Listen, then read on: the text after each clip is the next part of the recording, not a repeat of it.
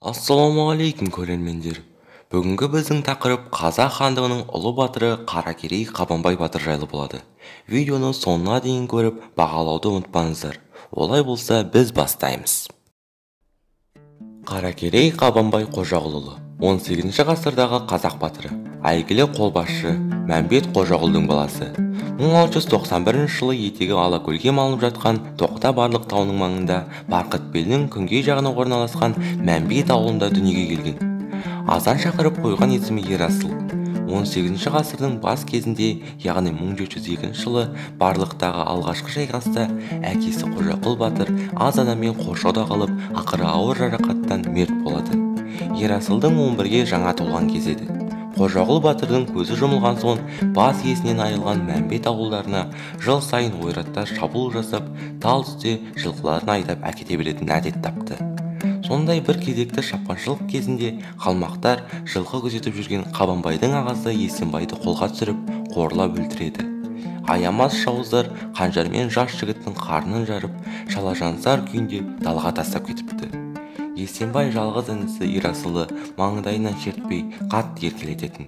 Соның арқасында әкесінің де жоқтығы білінбей, жетімдік көрмей, бұлап өскен еді. Аға өлімінен кейін 16-ға жаңа толып, жайлы оң-солын танып үлгермеген Ерасыл көзге тамшы тигендей мәңгіріп қалды. Әсіресе қорлағаны, азаптап өлтіргені жанына қатты батты. Есенбайдай азаматтың қаны текке кетпес, қалмаққа қолма-қол аттанармыз, қарымта қайтарамыз деп ойлаған. Жоқ, олай болмады. Бәрінен де елдің етек бастылығы, асықпайтын ағайынның керенаулығы көңілін қалдырды. Не керек, әйтеуір іргедегі қалмаққа аттанып кек қайдыратын, тым құрыса жауға қыр көрсетіп, азаматтың қолын сұрайтын бір пенде табылмады. Ерасылдың күте-күте төзімі таусылып бітті. Ақыры тәуекелге бел байлаған Ерасыл не де болса қалмаққа жалғыз аттанбақ болды. Қанға қан, жанға жан, ағасының жаны артық па? Осы жолы не Есенбайды өлтірген қалмақты дауып қанын ішеді, не ағасының артынан бұл да мерт болады. Екеуінің бірі. Ақыры кек алмай жана жай таппасына көзі жетеді де, жылқыдан төл аты Ардакүренді ұстап мініп, ешкімге жөнін айтпастан шығысты бетке алып тартып отырды. Мөлшерлегенінде-ақ Сарыбелдің шығыс қапталына қалмақ ауылдары сұғына кіріп отыр екен. Ерасыл мал көздеп жүрген адам болып алға қарай ішкеріледі. Қолығында қаруы әкесінен қалған 4 қырлы қаратамақ найза, қайшы қара қылыш пен 2 жүзі алмас қанжары бар. Жалғыздық жары Құдай деуші еді. Уа пәруәрдігер, өзінің жолыңды оңғара көр деп тіледі ішінен. Өлже айғайлап дыбыс бергісі келді ме, әлде тынысы тарылып ауа қармағаны ма, сәл теңселіп тұрды да қанжарды қайта суырып алған кезде ет бетінен күрс етіп құлап түсті. Ерасыл өзінің Ардакүреніне мініп ауылдан ұзап кеткен соң айырылысатын кезде ертеңіне жолдасының амандығын айту үшін Мәмбет ауылдарына қарай, ал Ерасыл із жасыру үшін ертіс бойына ұзатылған әпкесіне қарай тартып керей еліне бет түзеді. Мұндағы апа жездесінің қолында бірнеше жыл тұрып қалады. Бір күні Зайсан көлі жағасында жылқы қайырып жүріп, ойда жоқта бір тобыр жабайы шошқаға тап болады. Қамыс арасынан шыға келген құнан өгіздей қара қабан Ерасылға қарай оқтай атылды. Ерасыл да найзаны бар күшімен сермегенді. Сірә найзаның ұшы жүректі жарып өткен болар. Қара қабан серең етіп құлап түсті. Ерасылдың аман екенін көріп қуанған Бердәулет жездесі батыр деп мына сен-ай, өзің нағыз қабан екенсің ғой.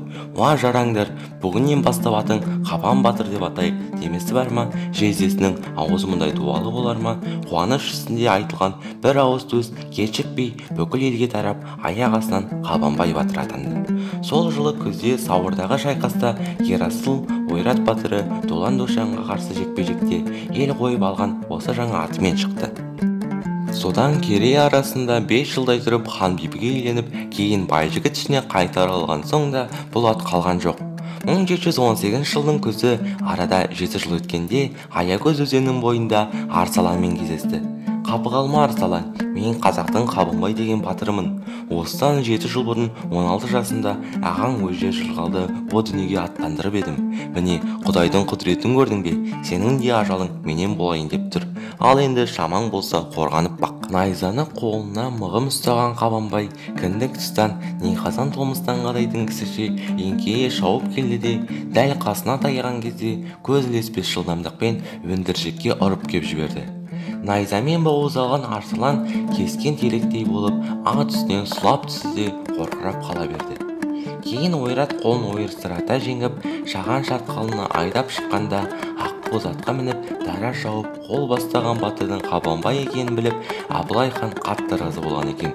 Қайраусыз өтер қара қылышым-ай, даңққа жеткізген дарабозым сен екенсің ғой.